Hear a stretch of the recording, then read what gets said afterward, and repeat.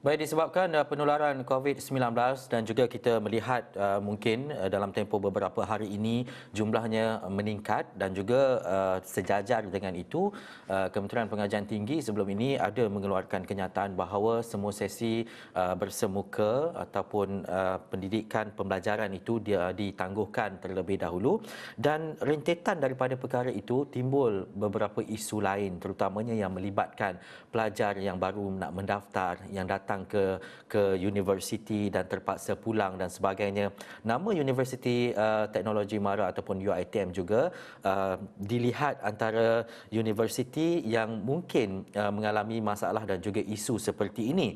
Jadi untuk kita mendapatkan gambaran keseluruhan apa yang berlaku sebenarnya, kita nak bersama dengan Profesor Dr. Azizan Abdullah yang merupakan Timbalan Naib Chancellor Hal Ehwal Pelajar Universiti Teknologi Mara ketika ini menerusi Skype. Hello, Assalamualaikum Prof. Terima kasih kerana bersama dengan Astro Awani.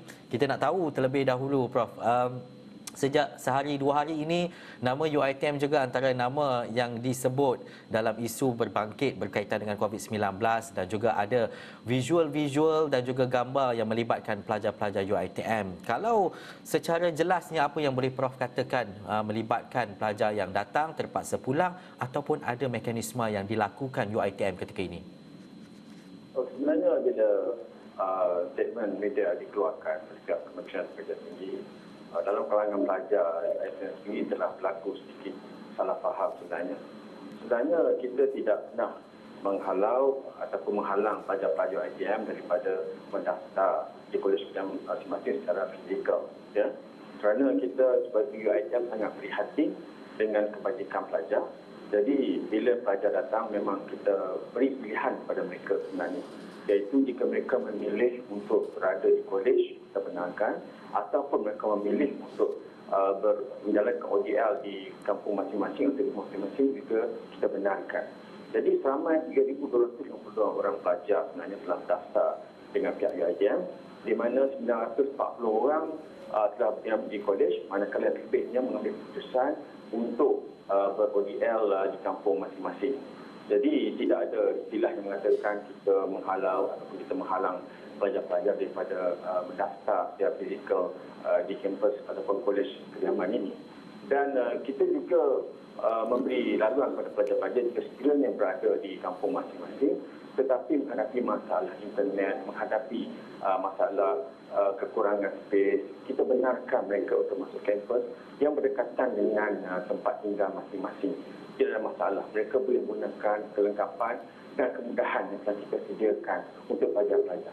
Di kolej kediaman memang kita telah ready untuk mereka dan kita telah menyediakan SOP untuk diikuti daripada pintu pagar sampailah ke asrama masing-masing.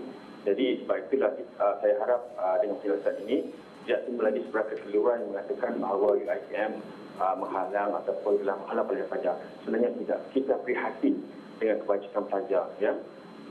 Saya ingat itu memberi penjelasan kepada semua pelajar dan ibu bapa di luar sana.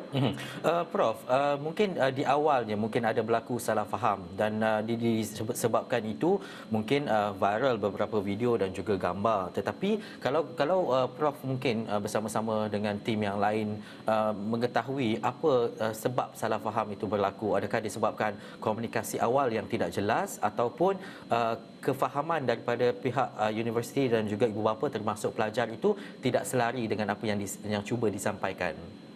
Ya, pihak universiti memang faham dan hasil daripada media statement daripada pihak universiti kita sebelum petangnya kita menggunakan keliling daripada pihak UiTM. Tetapi sebelum keliling itu dikeluarkan, mungkin ada di antara pelajar-pelajar sendiri yang telah membuat tafsiran yang tidak menepati sepenuhnya bagaimana yang telah dikeluarkan oleh pihak KPT. Jadi sebab itulah bila benda ini viral, dia menjadi suatu yang dibimbang oleh bapa dan juga oleh pelajar-pelajar sendiri. Kadang-kadang ada setengah dalam perjalanan bila mereka mendapat viral yang mengatakan tidak boleh mendaftar atau ditangguhkan pendaftaran secara fizikal, mereka akan berpatah balik. Sebenarnya mereka boleh terus berjalan perjalanan mereka ke kampus-kampus. InsyaAllah kita akan menerima pendaftaran mereka dan menempatkan mereka di kolej-kolej yang telah kita tetapkan. Jadi tidak ada masalah dari segi pendaftaran secara fizikal di ATM sebenarnya. Saya rasa jelas apa yang Prof katakan tadi, tetapi selepas ini Prof, seperti yang Prof sebut tadi, ada pelajar yang kekal berada di kampus dan juga ada pelajar yang mungkin pulang ke rumah untuk sesi pembelajaran. Tapi apa antara tempoh mungkin seminggu atau 2 minggu ini langkah yang terus dilakukan oleh UiTM khususnya untuk membantu kedua-dua pelajar ini yang berada di kampus dan juga mungkin yang berada di rumah? Ya, seperti yang saya tekankan tadi, UiTM sangat prihatin dengan kebanyakan pelajar. Kita telah mengambil langkah, kita memahami akan kegawatan kewangan yang ada pihak pelajar bila mereka terpaksa travel ke sini yang melibatkan sejumlah kewangan. Jadi sebab itu kita di pengurusan tertinggi UiTM, kita telah mengambil keputusan untuk memberi RM100 secara one off kepada pelajar-pelajar yang terlibat untuk meringankan beban kewangan mereka. Dan kita juga akan memberi pengecualian selama untuk bulan Oktober ini bagi kolej-kolej idaman yang mereka duduki itu. Jadi ini merupakan salah satu daripada sumbangan UiTM untuk meringankan beban pelajar-pelajar ini. Langkah yang diambil UiTM termasuk menyediakan RM100 kepada pelajar yang berkeperluan, dan selepas ini apa yang UiTM lakukan jika penangguhan ini berterusan, bagaimana mood dan juga sistem pembelajaran itu dilaksanakan? Mungkin ada perancangan yang telah pun dibuat? Ya, memang kita telah merancang pada awal lagi. Jika sekiranya penangguhan ini diteruskan, kita akan meneruskan kaedah ODS, Open and Distance Learning, yang pelajar boleh melayarinya daripada kampung ataupun rumah masing-masing dan juga di kolej idaman. Mereka akan teruskan pengajian seperti biasa yang kita lakukan sebelum ini. Dan juga apa yang Prof boleh katakan kepada keseluruhan pelajar UiTM, bukan saja UiTM lah, tapi secara keseluruhannya kepada pelajar-pelajar IPT untuk melihat kepada betapa pentingnya sistem pembelajaran walaupun kita berada dalam tempoh pandemik COVID-19, tapi dalam masa yang sama kita nak pastikan bahawa pembelajaran itu tidak tercicir dan segala apa maklumat perkara harus dilaksanakan menerusi digitalisasi.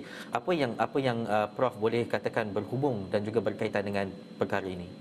Ya, kalau kita lihat dari segi peningkatan kes pandemik COVID-19 ini daripada 287 untuk 2 bulan dan 3 bulan semalam 317 kes, di mana walaupun kes makin meningkat, tetapi pengajaran dan pelajaran pelajar-pelajar ini kita tak akan abaikan.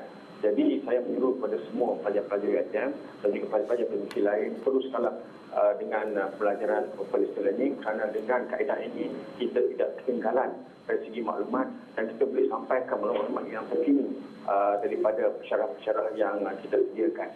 Jadi saya harap pelajar-pelajar dapat menggunakan dengan cara yang terbaik sistem atau kemudahan yang telah kita sediakan. Baik, terima kasih kepada Profesor Dr. Azizan Abdullah, Timbalan Naib Chancellor Hal Ehwal Pelajar UiTM, dan saya percaya penjelasan itu jelas. Ada berlaku sedikit salah faham di awalnya dan sekarang ini UiTM membantu dari segi bantuan capaian internet dan sebagainya. Saya rasa jelas dan ini mengurangkan sikit kegusaran dan juga kebimbangan pelajar dan juga ibu bapa. Terima kasih sekali lagi.